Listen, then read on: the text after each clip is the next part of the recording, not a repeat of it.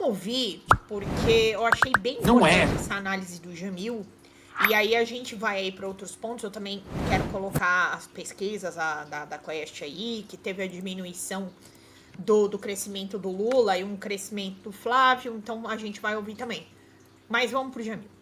Brasil e Argentina. É o Milei atuando por procuração, justamente Perfeito. a partir do interesse norte-americano. É uma guerra por procuração, né? A gente já teve isso ao longo da história de várias formas, muitas delas bélicas, óbvio, né? Mas nós agora temos uma realidade muito, eu diria, clara na América Latina. América Latina com países que hoje, continência justamente a Donald Trump, que são países hoje que são uma espécie de protetorados norte-americanos, que têm o seu próprio orçamento, no caso da Venezuela, desenhado por Marco Rubio. No caso da Argentina, Milei sabe que depende do apoio financeiro dos Estados Unidos para poder governar. Então, existe hoje na região algo, eu diria, inédito nos últimos, pelo menos, 30 anos.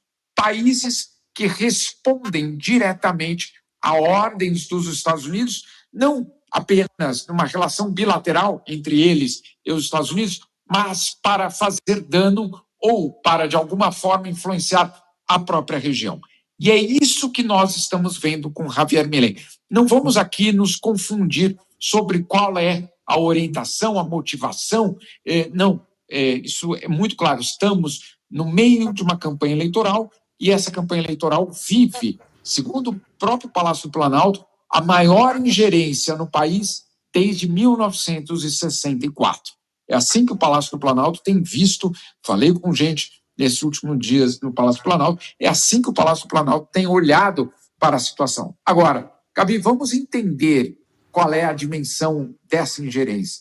O Palácio do Planalto mapeou, eu diria, 3 caminhos dessa ingerência. A primeira delas é do próprio Donald Trump ou do seu grupo mais próximo, Marco Rubio, ministros, pessoas ligadas ao governo norte-americano diretamente na Casa Branca, fustigando o Brasil, criticando o Brasil, colocando tarifas, questionando decisões do próprio governo brasileiro. Então, o primeiro caminho de ingerência é o caminho, vamos dizer assim, da Casa Branca. O segundo caminho é justamente essa ingerência por procuração, ou seja, escolher nomes na região, não só Milei, como, por exemplo, o presidente do Paraguai, que outro dia também convocou o embaixador por uma frase do presidente Lula. Você pode não gostar, ela pode ser errada historicamente, mas fora até do contexto, você convocar um embaixador de volta do Paraguai por conta de uma frase num discurso, mas é isso que o Paraguai fez. Então, o Paraguai também aumentando esse volume, também atuando por procuração.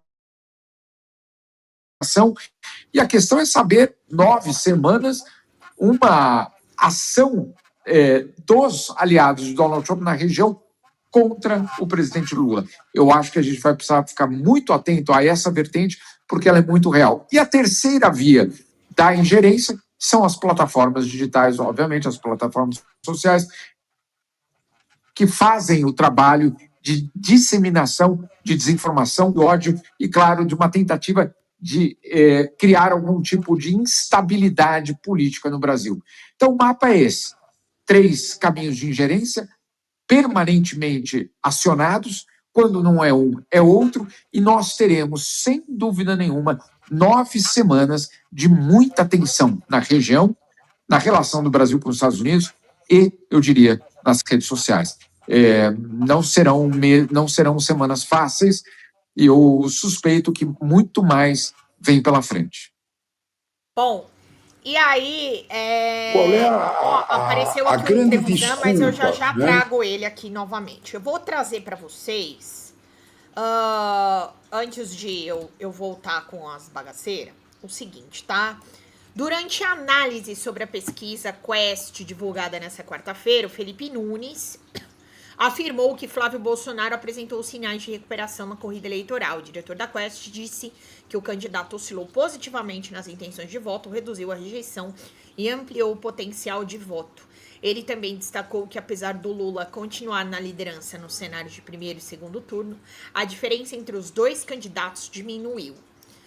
Para ele, o conjunto de indicadores aponta uma retomada de Flávio após uma queda registrada nas semanas anteriores. Vamos ver isso aqui. A análise de hoje, lembrando, né, para todo mundo que está assistindo, o que está acontecendo? A gente viu aqui uma trajetória desde que Flávio foi indicado pelo seu pai, ele veio crescendo até que em maio aconteceu o Dark Horse e ali a gente começou a ver um processo de degradação da imagem dele, das intenções de voto, o que a nossa querida Natuza Neri chamou de pausa para hidratação da direita. Você vê que o Lula não cresce nesse momento, o que cresceu foram os indecisos aqui embaixo, né? E agora a gente vê de julho para agosto uma oscilação. O Flávio vai de 28 para 30, dentro da margem de erro, o Lula 40 a 39, é muito curioso, outros estão basicamente estagnados, Branco e Nulo não vai votar também a mesma coisa. Então, o que a gente está vendo aqui, Júlia? Por que eu estou chamando este movimento, que aconteceu numericamente na margem de erro, de recuperação? Porque há todo um conjunto de fatores na pesquisa que mostram como as coisas se movimentaram do mês passado para cá. Embora aqui haja 2 pontos de movimento, quando a gente olha para o segundo turno, essa distância de Lula para Flávio, que já foi maior, também se reduziu. A gente vê uma redução nessa vantagem do Lula, ele que continua liderando as intenções de voto de primeiro e segundo turno, mas isso diminuiu ao longo do tempo.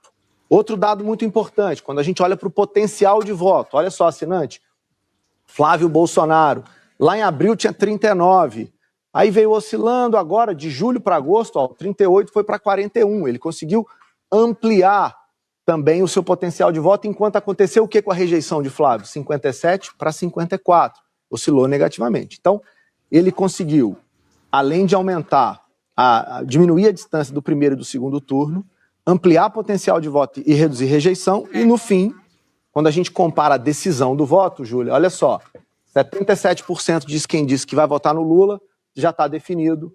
No Flávio, 68%, são os 2 candidatos com maior nível de definição até aqui. Cresce a definição em Ronaldo Caiado, explode a definição em Renan Santos, era 35, foi para 55, então de um mês para o outro houve um movimento importante aqui. O Romeu Zema é que não tem conseguido firmar o pé do seu eleitor. Bom, e aí eu vou colocar para vocês, depois dessa notícia horrorosa, vou trazer o Sakamoto, né, para dar uma aliviada no nosso coração. Aí eu vou pra porcaria, tá? Pra gente esperar o Pedrão aí no Esquenta Eleições. Oi gente, eu sou a Sara Miranda do Folha TV, eu tô aqui para agradecer sua presença no nosso canal e pedir para você continuar apoiando o nosso jornalismo progressista independente que precisa muito da sua ajuda. A primeira coisa, se você não está inscrito no nosso canal, já faz isso agora e receba as notificações das nossas lives. Além disso, você pode acompanhar toda a nossa programação durante a semana. Também tem outras formas de você continuar nos apoiando financeiramente. Uma delas é pelo Pix, folhademocrata@gmail.com. Também temos o apoia-se/Folha TV, onde você faz contribuições mensais e recorrentes e nos ajuda muito. Além disso, você pode se tornar membro do nosso canal. Clica lá no YouTube em tornar-se membro, veja qual é o pacote que melhor cabe no seu bolso e fique mais pertinho da gente, inclusive em grupo de WhatsApp com toda a nossa equipe com quem você pode interagir. Apoiar um canal progressista também é uma forma de militância. Então fica aqui com a gente, apoia o Folha TV, eu te vejo nas próximas lives. Beijo, até mais!